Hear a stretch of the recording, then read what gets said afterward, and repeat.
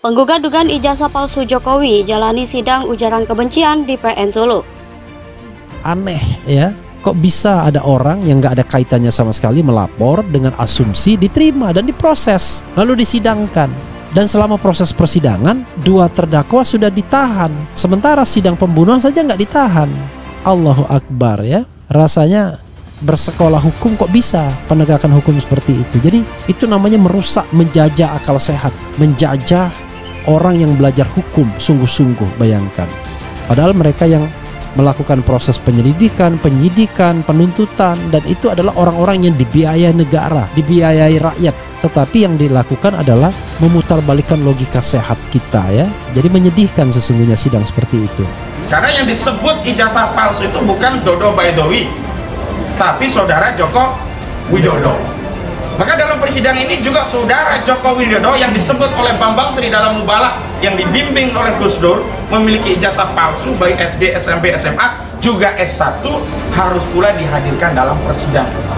Kalau dalam konteks ini Presiden Joko Widodo yang merasa dirugikan, merasa difitnah, maka yang bersangkutanlah yang memiliki legal standing untuk melaporkan, yaitu laporan tentang pencemaran nama baik. Itu baru masuk akal. Tapi tiba-tiba masuk pasal menyebarkan berita bohong yang menimbulkan keonaran, dipaksakan.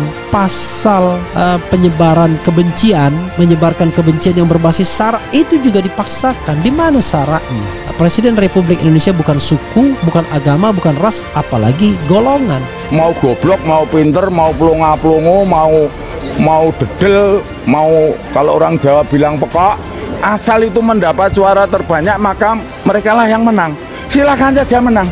Karena memang demokrasi sudah kadung menjadi pilihan kita bersama dalam proses mencari pemimpin. Tapi setelah berkuasa, janganlah menggunakan kekuasaannya secara semena-mena. Tapi lagi-lagi kalau ternyata saudara Joko Widodo tidak hadir dan tidak menunjukkan ijazah aslinya dalam persidangan ini, maka dua klien kami ini terdakwa ini harus dibebaskan. Karena apa dasarnya? Dituduh mengedarkan kebohongan, sementara kabar yang benar, yang asli tidak pernah dihadirkan di persidangan. Dagelan ini. Ini namanya hukum yang menggunakan pendekatan kekuasaan. Ini bukan restat, tapi ini sudah mastat, negara kekuasaan.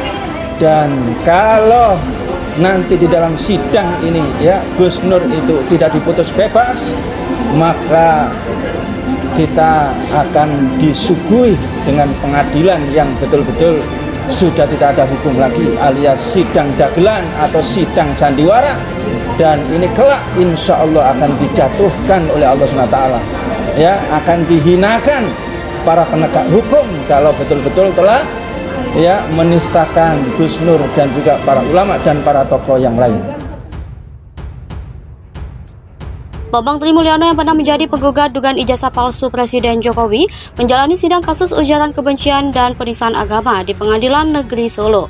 Bambang menjadi terdakwa bersama Sugi Nur Harja alias Gus Nur dalam kasus yang bermula dari konten unggahan di kanal YouTube Gus Nur 13 Official itu. Konten unggahan di kanal YouTube Gus Nur 13 Official sempat diputar saat proses persidangan Selasa, 27 Desember 2022. Agenda sidang hari itu adalah pemeriksaan saksi. Sidang tersebut dimulai pukul 10.30 WIB, dipimpin Ketua Majelis Hakim Muhammad Yuli Hadi, Hadi Sunoto, dan Bambang Arianto. Sementara JPU dalam persidangan tersebut masing-masing Aprianto Kurniawan, Endang Sabto Pawuri, Dwi Ernawati, Endang Pujiastuti, dan Ardias Adiwe. Ada 6 saksi yang diajukan jaksa, termasuk saksi pelapor Dodo Ahmad Baidowi.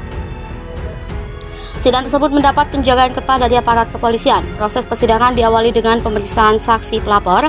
Di tengah pemeriksaan, majelis hakim memutarkan kembali konten yang diunggah kanal YouTube Gus Nur 13 Official. Setelah saksi pelapor rampung diperiksa, majelis hakim lantas mempersilahkan kedua terdakwa memberikan tanggapan atas keterangan dari saksi pelapor. Begitu pula saat majelis hakim mempersilahkan terdakwa Bambang Trimulyono atas keterangan saksi pelapor. Bambang juga merasa keberatan atas keterangan saksi pelapor saat diperiksa oleh majelis hakim dalam persidangan. Sementara itu, salah satu JPU Aprianto Kurniawan mengatakan keterangan para saksi dalam sidang itu untuk membuktikan dakwaan yang dibacakan JPU. Pada sidang sebelumnya, ada 6 saksi yang diajukan JPU dalam persidangan tersebut. Terkait keberatan terdakwa, Aprianto menganggap hal itu wajar dalam proses persidangan. Dalam sidang selanjutnya bakal dihadirkan para saksi lainnya. Sebagai informasi, Bambang Trimulyono sempat menjadi perbincangan masyarakat lantaran menuding ijazah Presiden Jokowi yang diterbitkan Universitas Gadjah Mada palsu. Pernyataan Bambang soal ijazah palsu Jokowi itu diduga dalam video podcast Sugi Nur Harja alias Gus Nur pada 26 September 2022.